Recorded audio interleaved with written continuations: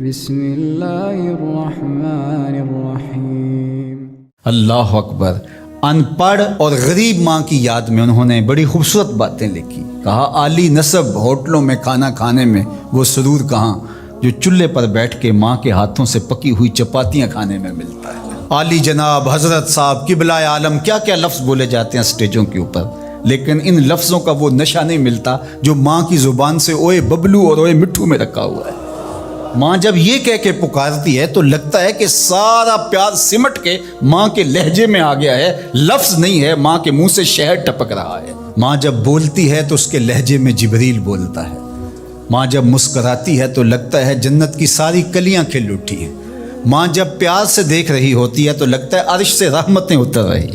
اللہ نے ماں کے سینے کے اندر وہ محبت، وہ تڑپ رکھی ہے، وہ ایک کائنات رکھ دی ہے الفتوں کی کہ جس کا نعم البدل کیا بدل بھی موجود نہیں ہے۔ وہ پیار رکھ دیا، وہ درد رکھ دیا، وہ درک رکھ دیا، وہ الفت رکھ دی ماں کے سینے کے اندر۔ ایک شاعر ہوا تابش، اس نے ماں کے پیار کو کتنے خوبصورت پیرائے میں بیان کیا۔ ایک مدت سے میری ماں نہیں سوئی تابش، میں نے ایک بار کہا تھا مجھے رات کو ڈر لگتا ہے۔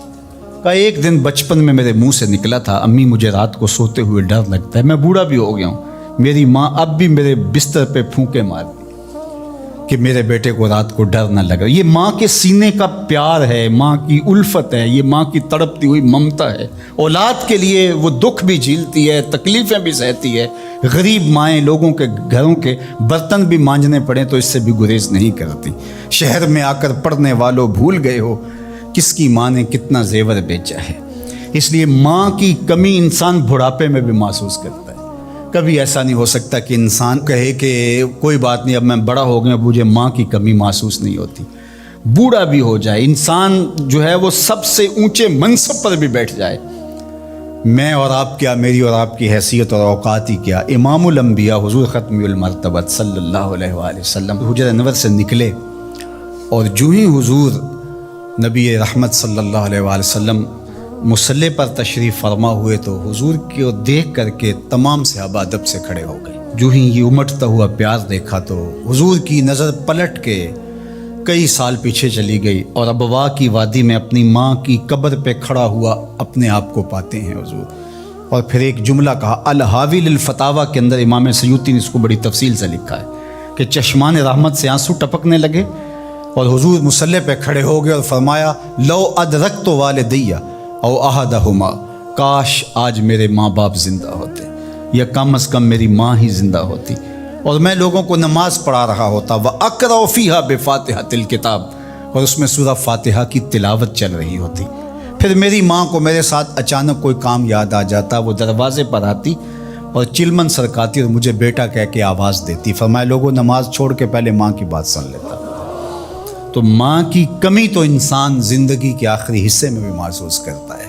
پھر اس سے بڑا منصب کس کا ہو سکتا ہے جو امام الانبیاء کا منصب ہے؟ اتنا بڑا اعزاز کس کا ہو سکتا ہے جو خاتم المرسلین کا اعزاز ہے، جو محبوب خدا ہیں، کونین کے مالک ہیں، لیکن ماں کی کمی کو وہ بھی محسوس کرتے ہیں، ماں و شمع کے شمار میں ہے۔ تو ماں باپ کا وجود اللہ کی رحمت ہے۔ جب یہ سایہ سر سے اٹھ جاتا ہے تو پھر پتہ چلتا ہے کہ بندہ کھڑا کہاں ہے۔ جب گھنے درخت کے سائے میں بیٹھا ہو اور وہ درخت ساری دھوپ اپنے پتوں میں جذب کر رہا ہوتا ہے اور نیچے بیٹھنے والے کو چھاؤں فراہم کر رہا ہوتا ہے، اور اس سے نہیں پتہ ہوتا کہ جو مجھے چھاؤں دے رہا ہے وہ خود کتنا جلس رہا ہے، لیکن اچانک جب سایہ ہٹ جائے اور بندہ کڑی دھوپ میں آ جائے پھر اسے احساس ہوتا ہے کہ وہ سایہ کتنا غنیمت تھا۔ جن کے ماں باپ موجود ہیں وہ ان کی خدمت کر کے دنیا اور آخرت کی سرخرویاں حاصل کریں۔ اللہ کی رضا بھی اس میں ہے، رسول اللہ کی رضا بھی اس میں ہے، اور دنیا اور آخرت کی بہتریاں اسی کے اندر پنہاں ہیں کہ ماں باپ کی تکریم بجا لائی جائے۔